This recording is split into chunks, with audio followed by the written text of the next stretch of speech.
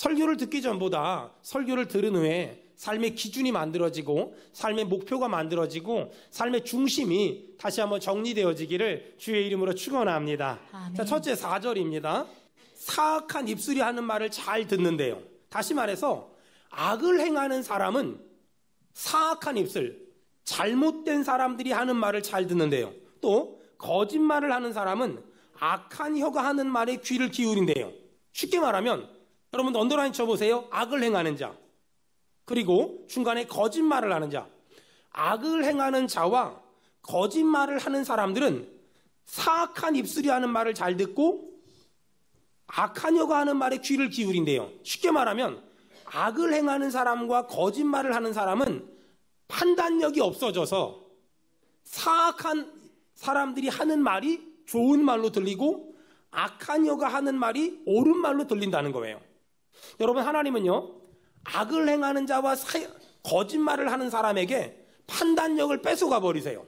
그래서 하나님이 악을 행하는 사람과 거짓말을 하는 사람에게 판단력을 뺏어가니까 그 사람들이 하는 상악한 말과 그 사람들이 하는 악한 말이 이 사람들에겐 좋게 들리고 이 사람들에겐 복된 길로 들린다는 거예요. 여러분, 그러면 어떻게 될까요? 다 망하는 거예요.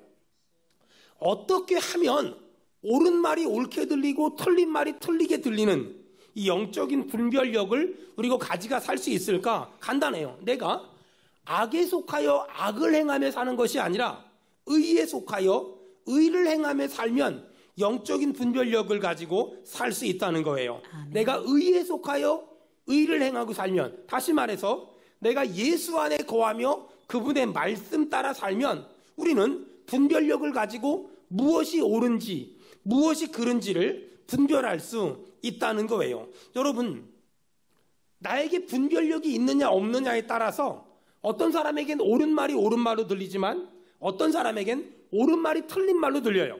그러다 보니까 옳은 말이 옳은 말로 들리면 성공할 수밖에 없는데 옳은 말이 틀린 말로 들리면 반대로 나가다 보니까 망할 수밖에 없고 넘어질 수밖에 없다는 거예요. 여러분, 하나님이 분별력을 주시면 사악한 입술이 하는 말이 사악하게 들리고 하나님이 분별력을 주시면 악한 혀가 하는 말이 악한 말로 들리기 때문에 망할 일도 없고 잘못된 일도 없고 실패할 일도 없거든요. 그런데 우리가 악을 행하며 살면 하나님이 분별력을 뺏어 가셔서 옳은 말이 나쁜 말로 들리고 좋은 말이 틀린 말로 들리기 때문에 그 사람은 반대로 행하다 보니까 망할 수밖에 없고 실패할 수밖에 없어요. 우리는 하루에도 수십 번을 결정하고 판단하며 살아가야 돼요. 일단 가장 간단하게 점심 때 무엇을 먹을 것인가, 그거부터 일단 우리가 판단을 하고 분별해야 되잖아요. 이렇게 우리는 많은 판단과 많은 결정을 하는데 문제는 뭐냐면 옳고 그름을 분별하지 못하면 잘못된 판단을 하게 되고 10가지 중에 20가지 중에 한 가지만 잘못된 판단을 해도 우리가 그동안 살아온 아름다운 삶이 망할 수밖에 없고 깨질 수밖에 없고 틀릴 수밖에 없어요. 지금도 우리 주변에는 그 길로 가는 게 옳은 거야, 그렇게 하는 게 맞는 거야, 자식을 그렇게 키우는 게 잘 키우는 거야, 이런 수많은 이야기를 들으며 살아가요. 그래서 우리는 많은 판단과 많은 결정을 해야 돼요. 텔레비전만 틀어봐도 그 물건을 사면 행복할 거야, 그 물건을 사면 아프지 않을 거야, 그 차를 타면 너무 편할 거야, 그 대학만 가면 성공할 거야, 이런 광고가 얼마나 많은지 몰라요. 정말 그럴까? 정말 그 물건만 있으면 그 대학만 가면 행복하게 살 수 있고 편안하게 살 수 있을까? 정답은 아니라는 거예요. 얼마 전에 어떤 시사고발 프로그램을 봤는데 어떤 나쁜 놈들이 시골만 다니면서 할아버지 할머니들한테 건강보조식품을 약 20배가 넘게 팔아먹다가 붙잡힌 그 일당들이 검거됐어요. 그 사람들은 가격도 비싸게 불렀을 뿐만 아니라 효능도 별로 없는, 근데 그 건강보조식품을 판매하면서 그것만 먹으면 아픈 몸이 낫는다고 할아버지 할머니들이 그걸 10배가 넘는 가격에 20배가 넘는 가격에 팔아먹었대요. 여러분, 여기에 속지 않으려면 어떻게 해야 될까? 영적으로 깨어 있어야 돼요. 여러분 정말 축복합니다. 오늘 말씀 들으면서 여러분의 영혼이 깨어나길 바라며 여러분 영적으로 깨어나길 축원합니다. 아멘. 영적으로 깨어난다는 말이 뭘까? 내 안을 예수로 채우고 내 안을 하나님의 말씀으로 채우는 것, 그것을 영적으로 깨어난 상태라고 얘기합니다. 여러분 이렇게 영적으로 깨어있지 않으면 내 속을 말씀으로, 하나님의 말씀으로, 하나님의 은혜로 채우지 않으면 어떻게 될까? 사악한 사람들이 하는 말이 옳은 말처럼 들리고 악한 사람들이 하는 말이 옳은 말처럼 들려요. 그 결과 망하게 되는 거예요. 그 결과 실패하게 되고 그 결과 무너지게 되는 거예요. 정말 안타까운 게 뭐냐면, 아니 이상한 사기꾼한테 속아서 수백만 원, 수천만 원, 수억 갖다 바치는 건 아까워하지 않고 11조 내라 그러면 부담된다고, 주일 성수하라 그러면 부담된다고. 여러분 정말 하나님이 그런 이야기를 들으면 얼마나 답답하실까요? 얼마나 화가 나실까요? 여러분 왜 그런 말을 듣고 현혹되고 왜 그런 말을 듣고 미혹당할까요? 내 안에 분별력이 없으니까, 옳은 걸 옳게 보지 못하고 그른 걸 그르게 보지 못하니까, 옳은 걸 그르게 보고 그른 걸 옳게 보니까 여기저기서 상기당하는 거 아닐까요? 여기저기서 미혹당하는 거 아닐까요? 여러분 그러므로 우리의 삶에는 많은 결정들을 하루에도 수십 가지 수백 가지 해야 되는데, 우리가 어떤 결정을 할 때 두 가지를 조심하세요. 첫 번째는 뭐냐? 마음에 서운함이나 섭섭함이 있을 땐 아무런 결정도 하지 마세요. 마음에 서운함이나 섭섭함이 있을 땐 아무런 결정도 하지 마세요. 둘째, 욕심이나 탐심이 있을 땐 아무런 결정도 하지 마세요. 욕심이나 탐심이 있을 때 그렇게 하면 한 방에 해결된대. 옆 사람 얼굴 보고 한마디 합시다. 한 방은 없어요. 시작. 한 방을 찾다가 한 방 맞는 수가 있어요. 한 방은 없어요. 이 세상에 한 방 같은 건 아예 없어요. 여러분 그러니 하나님 앞에 분별력을 가지고 옳은 것이 옳게 보이는 은혜가, 잘못된 것이 잘못되게 보이는 은혜가 우리 모두에게 있기를 축원합니다. 아멘. 여러분 오늘 하나님은 서운하고 섭섭한 마음이 있을 때 결정하지 말래요. 그리고 욕심과 탐심이 있을 때 결정하지 말래요. 그럼 언제 결정해야 됩니까? 마음의 평안함이 있을 때, 마음의 평강이 있을 때 여러분 결정해서 여러분의 눈에 잘못된 것이 잘못되게 보이길 바라며 좋은 것이 좋게 보이길 주의 이름으로 축원합니다. 아멘. 둘째 5절입니다. 여러분은 하나님을 멸시하고 천대한 적이 있습니까? 아마 이렇게 묻는다면 모든 사람들은 저는 하나님을 무시하거나 저는 하나님을 천대한 적이 없습니다 라고 말할 겁니다. 그런데 잠언 17장 5절에 보니까 언더라인 치세요. 가난한 자를 조롱하는 자는 그를 지으신 주를 멸시하는 자라. 가난한 자를 조롱하는 자는 그를 지으신 주를 멸시하는 자라고 분명히 말합니다. 여러분 마태복음 25장 펴봅시다. 이건 너무 중요하니까 다 펴보세요. 마태복음 25장. 거기 보니까 자 마태복음 25장 자 37절입니다. 35절입니다. 내가 줄일 때 너희가 먹을 걸 줬고 목마를 때 마시게 하였고 나그네 되었을 때 영접하였고 36절입니다. 헐벗을 때 옷을 입혔고 병들었을 때 돌봤고 옥에 갇혔을 때 와서 보았느니라. 37절입니다. 이에 의인들이 대답하여 이르되 주여 우리가 어느 때 주께서 줄이신 것을 보고 음식을 대접하였으며 목마르신 것을 보고 마시게 하였나이까. 38절입니다. 어느 때에 나그네 되신 것을 보고 영접하였으며 헐벗은 걸 보고 옷 입혔나이까. 39절입니다. 어느 때에 병드신 것이나 옥에 갇히신 것을 보고 가서 배웠나이까. 이렇게 물어봤어요. 그러자 40절 우리 다 같이 읽겠습니다. 시작. 임금이 대답하여 이르시되 내가 진실로 너희에게 이르노니 너희가 여기 내 형제 중에 지극히 작은 자 하나에게 한 것이 곧 내게 한 것이니라. 여러분 언더라인 치세요. 너희가 여기 내 형제 중에 지극히 작은 자 하나에게 한 것이 내게 한 것이니라. 41절부터 쭉 보니까 42절에 내가 줄일 때 너희가 먹을 것을 주지 아니하였으며 목마를 때 마시지 않게 하였으며 43절 나그네 되었을 때 영접하지 아니하였고 헐벗었을 때 옷 입히지 아니하였으며 병들었을 때와 옥에 갇혔을 때 돌보지 아니하였느니라. 44절에 그들도 대답하여 이르되 주여 우리가 어느 때 주께서 줄이신 것이나 목마르신 것이나 나그네 되신 것이나 헐벗으신 것이나 병드신 것이나 옥에 갇히신 것을 보고 공양하지 아니하였더이까. 그러자 45절에 다 같이 읽겠습니다. 시작. 이에 임금이 대답하여 이르시되 내가 진실로 너희에게 이르노니 이 지극히 작은 자 하나에게 하지 아니한 것이 곧 내게 하지 아니한 것이니라. 이 지극히 작은 자 하나에게 하지 아니한 것이 곧 내게 하지 아니한 것이니라. 여러분 성경은 지극히 작은 자와 가난한 자, 병든 자, 아픈 자, 장애를 가진 자, 소외된 자, 이들을 예수님하고 동일하게 얘기합니다. 여러분 오늘 이 귀한 영적인 비밀을 깨달았다면 우리가 절대 하지 말아야 될 게 하나 있습니다. 가난한 자, 소외된 자, 지극히 작은 자, 장애인, 병든 자, 그들을 함부로 대하면 안 됩니다. 그들을 무시하거나 그들을 멸시하면 안 됩니다. 왜? 성경은 저들을 예수님과 동일하게 생각하기 때문입니다. 사랑하는 수원은혜교회 성도 여러분, 저희 교회는 지금 장애 친구들과 함께 살 수 있는 보드마우스를 마련하려고 여기저기 알아보고 있습니다. 어떤 분이 저한테 물어봐요. 목사님 어느 정도 수준으로 알아볼 겁니까? 우리 집보다 좋은 집. 이게 제 목표입니다. 우리 집보다 좋은 집. 장애를 가졌으니까 대충 살면 되지 않아요? 그런 건 없습니다. 고아, 과부, 연약한 사람이니까 집만 마련해줘도 좋지 않습니까? 틀렸어요. 그럴수록 더 좋은 집에 살게 해야 돼요. 그럴수록 더 괜찮은 집에 살게 해줘야 돼요. 그럴수록 더 나은 집에 살게 해줘야 돼요. 여러분 우리 교회가 이 직분 잘 감당하는 이 귀한 사역 되길 주의 이름으로 축원합니다. 자, 그러면서 5절 후반절에 중요한 말 합니다. 잠언 17장 5절입니다. 거기 보니까 중간에 사람의 재앙을 기뻐하는 자는 형벌을 면하지 못할지라. 쉽게 말하면 이겁니다. 누가 힘든 일, 아픈 일, 어려운 일 당했어요.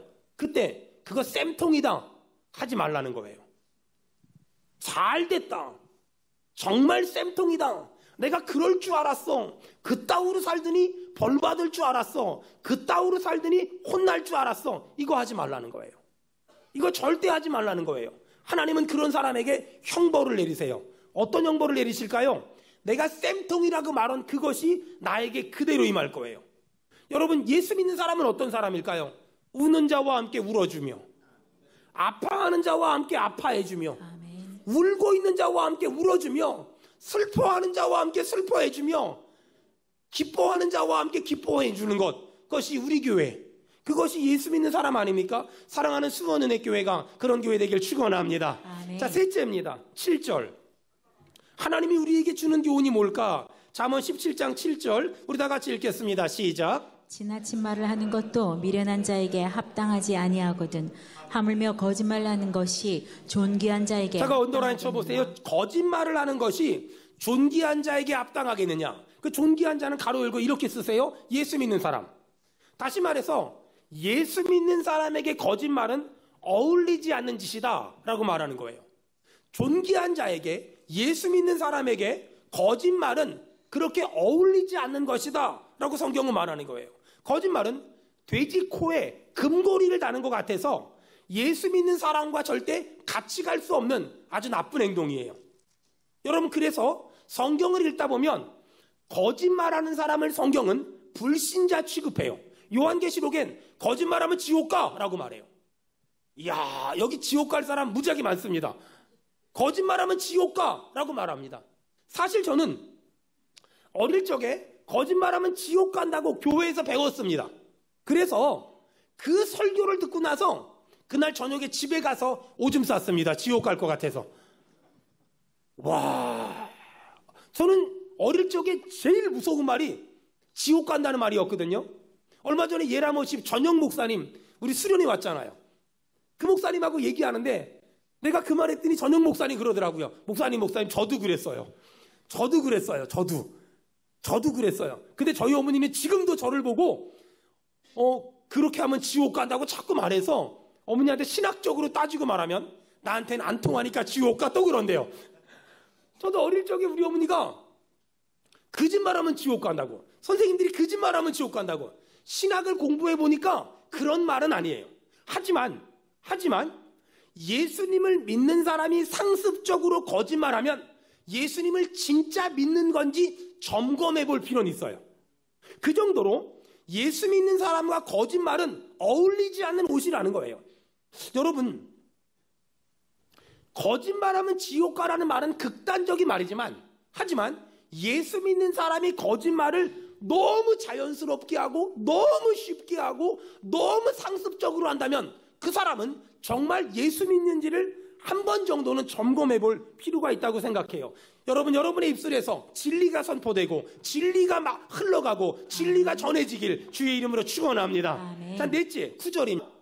허물을 덮어주는 자는 사랑을 구하는 자라. 다시 말해서 사랑하면 허물을 덮어줘요. 반대로요, 미워하면 어떻게 될까요? 그것을 메모하세요. 허물이요. 미워하면 허물을 거듭 말하게 돼요. 다시요. 사랑하면 허물을 덮어주지만 미워하면 허물을 거듭 말해요. 사람들이 허물을 거듭 말해요. 살다 보면 어떤 사람의 허물을 덮어주고 싶을 때가 있고, 살다 보면 어떤 사람의 허물을 막 까발리고 싶을 때가 있어요. 왜 그 사람의 허물을 덮어주고 싶을까? 사랑하니까. 왜 그 사람의 허물을 들춰내고 싶을까? 미워하니까. 간단합니다. 너무너무 간단해요. 그래서 내가 그 사람의 허물을 덮어주는 걸 보면 사랑하는 거고, 내가 그 사람의 허물을 들춰내는 걸 보면 그 사람 미워하는 거예요. 저 어릴 적에 저한테 여동생이 하나 있거든요.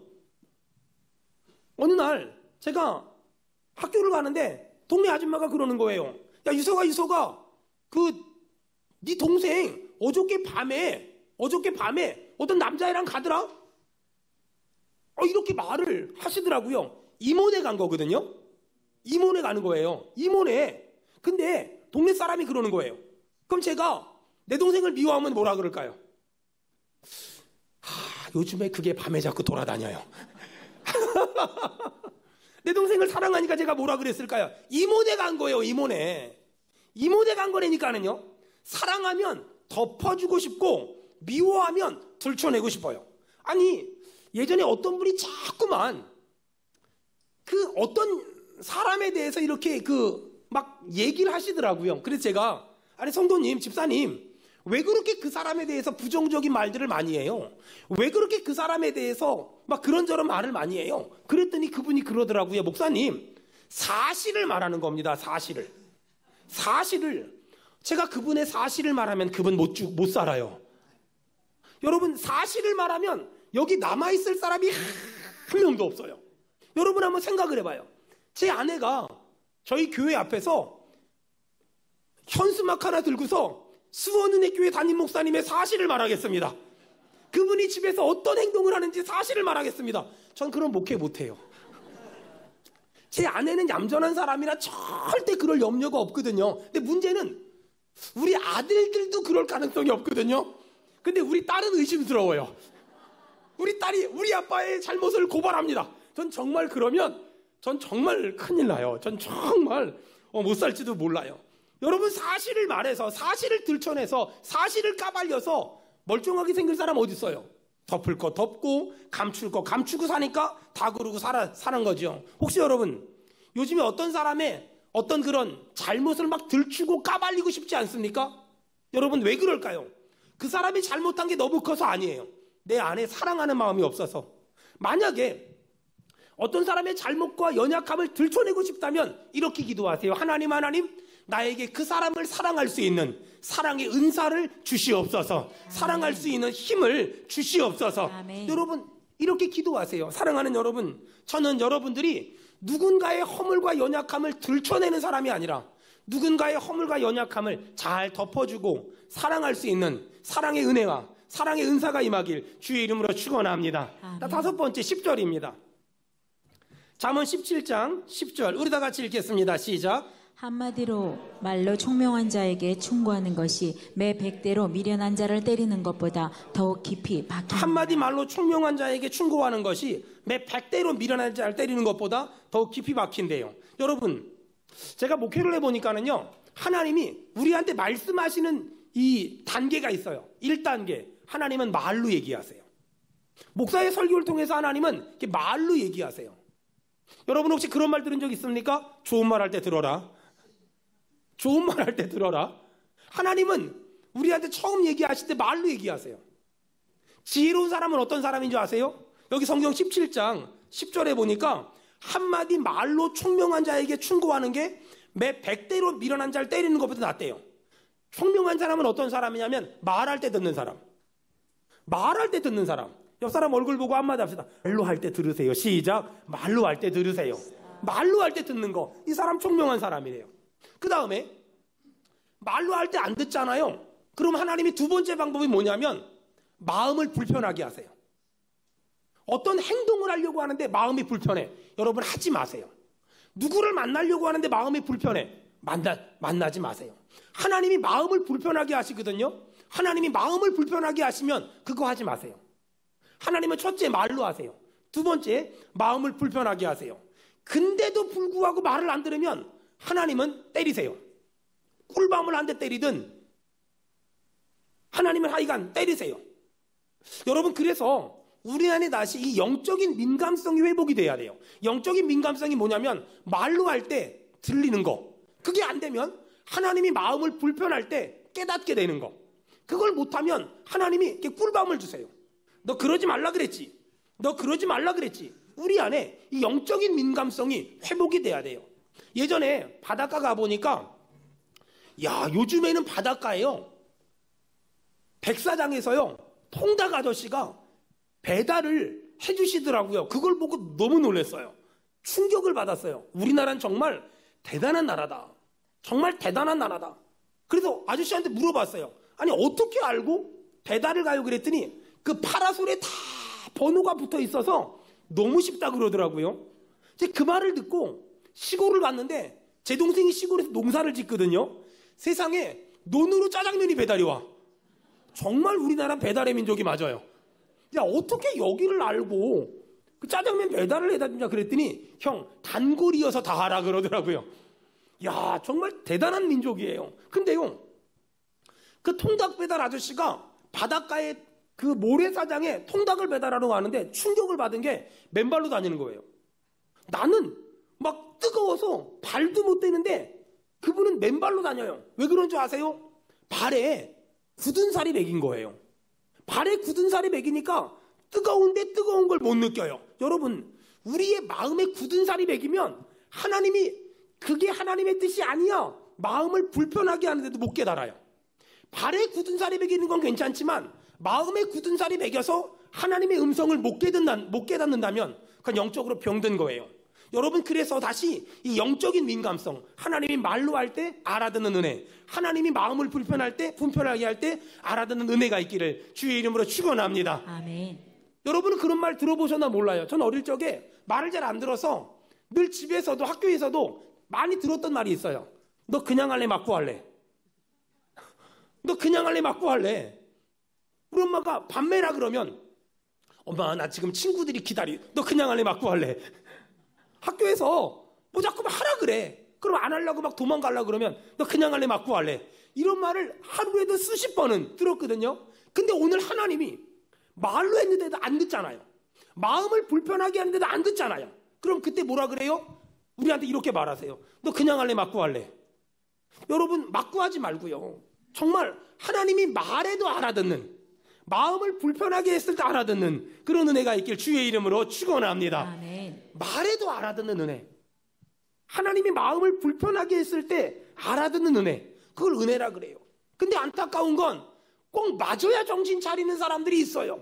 여러분 축복합니다. 맞고 돌이키지 말고 하나님의 말씀을 듣고 돌이키고 하나님이 마음을 불편하게 할 때 아 내가 이 길로 가는 게 하나님의 뜻이고 아니구나. 내가 이렇게 사는 게 하나님의 뜻이고 아니구나. 여러분 돌이키는 그런 은혜가 있기를 주의 이름으로 축원합니다. 아멘. 자, 6번째 11절. 잠언 17장 11절입니다. 우리 다 같이 읽겠습니다. 시작. 악한 자는 반역만 힘쓰나니 그러므로 그에게 잔인한 사자가 보냄을 받으리라. 악한 사람은 반역, 하나님의 말씀과 반대로 가는 일에 힘을 써요. 나쁜 놈들은, 악한 사람들은 반역, 하나님의 말씀과 반대로 가는 일에 힘을 써요. 아니 힘쓸 일이 따로 있지. 하나님의 말씀과 반대로 가는 일에 힘을 쓴대요. 여러분 이렇게 성경 보세요. 11절. 악한 사람은 하나님의 말씀과 반대로 가는 일에 힘을 써요. 그 결과가 뭐라고요? 그러므로 그에게 뭐가 나타난다고요? 크게요. 뭐가 나타난다고요? 잔인한 사자가 나타난대요. 잔인한 사자가 하나님의 말씀과 반대로 사는 사람에게 잔인한 사자가 나타난대요. 그럼 잔인한 사자가 나타나면 어떡할까요? 다 망하는 거예요. 다 죽는 거예요. 다 끝장나는 거예요. 여러분 축복합니다. 하나님의 말씀과 반대로 살지 말고 하나님의 말씀에 온전히 순종하길 주의 이름으로 축원합니다. 아멘. 하나님의 말씀과 반대로 가다가 잔인한 사자 만나지 말고 하나님의 말씀에 온전히 순종함으로 여러분 돕는 자들을 하나님이 주시는 선물을 받아 누리길 축원합니다. 아멘. 자, 7번째 12절입니다. 차라리 언더라인 치세요. 새끼 빼앗긴 암콤을 만날지언정 미련한 일을 행하는 미련한 자를 만나지 마라. 여러분에게 만남의 복이 있길 주의 이름으로 축원합니다. 아멘. 여러분의 자녀에게 만남의 복이 있길 주의 이름으로 축원합니다. 아멘. 저는 애들 위해서 기도할 때 이렇게 기도해요. 하나님, 깡패, 도둑놈, 강도, 인신매매, 사기, 절도하는 사람 절대로 만나지 말게 하시고 우리 아이들에게 복이 되고 덕이 되고 우리 아이들에게 길을 열어줄 만한 사람 만나게 도와주시옵소서. 아멘. 지혜로운 사람의 가장 최고가 누굴까요? 예수 그리스도. 다시요. 지혜로운 사람의 최고가 누굴까요? 예수 그리스도. 그렇다면 우리가 예수님과 동행하고 예수님과 함께 살고 예수님을 닮아가고 예수님을 흉내낸다면 그 인생이 지혜롭지 않을까요? 그 인생이 복되지 않을까요? 여러분 예수와 동행함으로 지혜로운 인생, 복된 인생 살길 주의 이름으로 축원합니다. 자, 8번째 13절입니다. 상대방이 악하게 나오면 나도 악하게 반응해요. 상대방이 선하게 나오면 나도 선하게 반응해요. 그런데 하나님은 우리에게 13절 뭐라 그래요? 누구든지 악으로 선을 갚으면 악이 그 집을 떠나지 아니하리라. 쉽게 말하면 그거예요. 네가 복수하려고 마음먹으면 니네 집에선 악이 떠나지 않아. 말씀으로 충만해야, 성령으로 충만해야, 예수로 충만해야 우리가 악으로 갚지 않을 수 있고 악을 선으로 갚아서 선의 선순환을 일으킬 수 있다는 거예요. 사랑하는 여러분, 혹시 요즘에 살면서 나를 힘들게 한 어떤 사람, 나를 마음에 안 들게 한 어떤 사람 때문에 복수라는 감정, 안갚음이란 감정을 가지고 있지 않습니까? 그거 내려놓으세요. 그리스도인은 복수하는 사람이 아니라 용서하는 사람이에요. 저는 여러분이 복수하려고 하는 마음이 아닌 용서하려고 하는 마음을 가지고 하나님의 뜻대로 살아가길 주의 이름으로 축원합니다. 아멘. 저도 그랬던 적이 있었어요. 교회를 개척할 때 제가 부교육자 생활도 했고 선교사 생활도 했잖아요. 그러면서 받은 상처가 많았어요. 받은 아픔이 많았어요. 나를 무시한 사람들, 나를 멸시한 사람들, 나한테 함부로 한 사람들이 많았어요. 제가 교회를 개척할 때 내 마음 한쪽에 그런 마음이 있었어요. 내가 교회를 개척해서 교회를 부흥시켜서 나를 무시한 사람들에게 본때를 보여주고 말 거야. 이런 마음이 있었어요. 신기한 건 하나님은 본때를 보일 수 있도록 우리 교회를 부흥시켜주지 않았어요. 어느 날 울면서 기도하는데 하나님이 제 마음에서 이 복수라는 마음, 안갚음이란 마음, 본때라는 마음을 다 없애주셨어요. 그때부터 하나님이 일하시기 시작했어요. 그리스도인은 복수하는 사람이 아니라 용서하는 사람이에요. 오늘 우리 마음에 사업을 하면서 직장을 다니면서 돈 거래하면서 나를 힘들게 하고 아프게 한 사람 때문에 내가 복수할 거야, 안갚음할 거야, 이런 마음이 있다면 하나님의 땅에서 매이면 하늘에서 매이고 땅에서 풀어야 하늘에서 풀리니 오늘 다 풀고 다시 한번 용서로 모든 관계를 회복하기를 주의 이름으로 축원합니다. 아멘. 마지막 하나만 더 합시다. 14절. 잠언 17장 14절입니다. 우리 다 같이 읽겠습니다. 시작. 다투는 시작은 둑에서 물이 새는 것 같은즉 싸움이 일어나기 전에 시비를 그칠 것이니라. 아멘. 다투는 시작은 뚝에서 물이 새는 것 같대요. 여러분, 다투는 시작은 뚝에서 물이 새는 것 같대요. 저 시골에 살 때 여러분 그 지역마다 그 짐승을 부르는 호칭이 좀 다른 것 같은데 저 시골에 살 때 이렇게 논둑을 이렇게 뚫고 다니는 뱀 같은 게 하나 있었어요. 저희 시골은 드렁어리라 그러거든요. 그게 논둑을 다 뚫고 다녀요. 그럼 나중에 어떻게 되는 줄 아세요? 논둑이 허물어져 버려요. 그게 논둑은 그래도 좀 난데 이게 그 저수지 뚝을 다 뚫고 다녀요. 그러면 저수지 뚝이 나중에는요 무너져 버려요. 여러분 여기 17장 14절에 보니까 다투는 시작은, 싸움은 뚝에서 물이 새는 것 같아요. 뚝에서 물이 새잖아요. 처음에는 그까짓 거 아무것도 아니거든요. 시간이 많이 지나면 뚝이 무너져 버려요. 여러분 우리 교회 방수하시는 분들 있잖아요. 집에 물이 새면 그거 처음엔 아무것도 아니거든요. 그냥 밥그릇 갖다가 물 좀 받으면 그만이에요. 근데 시간이 지나면은요 더 갈라지면서 나중엔 집이 무너져요. 뚝이 무너지고요 울타리가 무너져 버린다니까는요. 여러분 저는 우리나라 정치인들 가끔 우리 교회 성도들이 저한테 물어봐요. 목사님은 빨간색이에요 파란색이에요? 이렇게 물어봐요. 그저 노란색. 저는 누구 편이냐면요 안 싸우는 편. 저는 우리나라 정치인들이 뭘 자꾸 하려고 하다 싸우지 말고 제발 한 가지를 안 했으면 좋겠어요. 안 싸웠으면 좋겠어요. 저는 한국교회도요 뭐 자꾸만 전도한다 선교한다 뭐 5대양 6대주 보고만 잠깐만 이런 거 하지 말고요. 그냥 저는 한국교회가 하나만 안 했으면 좋겠어요. 안 싸웠으면 좋겠어요. 여러분 대부분 왜 싸워요? 잘해보려고 싸우는 거 아니겠어요? 잘해보려고. 근데 우리 교회는 안 싸우잖아요. 안 싸우는데 잘하잖아요.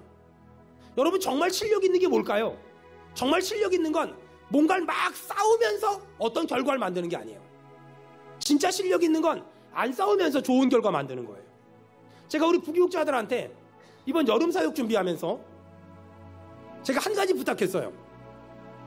뭐 부흥시켜라 성장시켜라 이런 말 한마디도 안 했어요. 여름 사역하면서 싸우지 말고 많이 웃고 많이 행복하게 했으면 좋겠다. 그래서 부서마다 제가 우리 부교육자들한테 이거 잘하면 내가 선물 줄게요 했던 부서가 있어요. 뭔지 아세요? 뭘 잘하면인지 아세요? 그 부서가 회의할 때마다 많이 웃으면, 웃는 소리가 내 귀에 많이 들리면 그 부서가 제일 잘한 거라고. 근데 정말 신기한 건 단 한 번도 전 우리 교회 유년부 초등부가 몇 명 모이는지 몰라요. 전 중고등부 청년부가 몇 명 모이는지 몰라요. 보고 자체를 안 받아요. 왜냐하면 저는 숫자가 별 의미가 없다고 생각해요. 저는 부흥은 뭔지 아세요? 부흥은 10명이 20명 되는 게 아니에요. 10명이 50명 되는 게 아니에요. 부흥은 뭐냐면 10명이 행복해지는 거예요.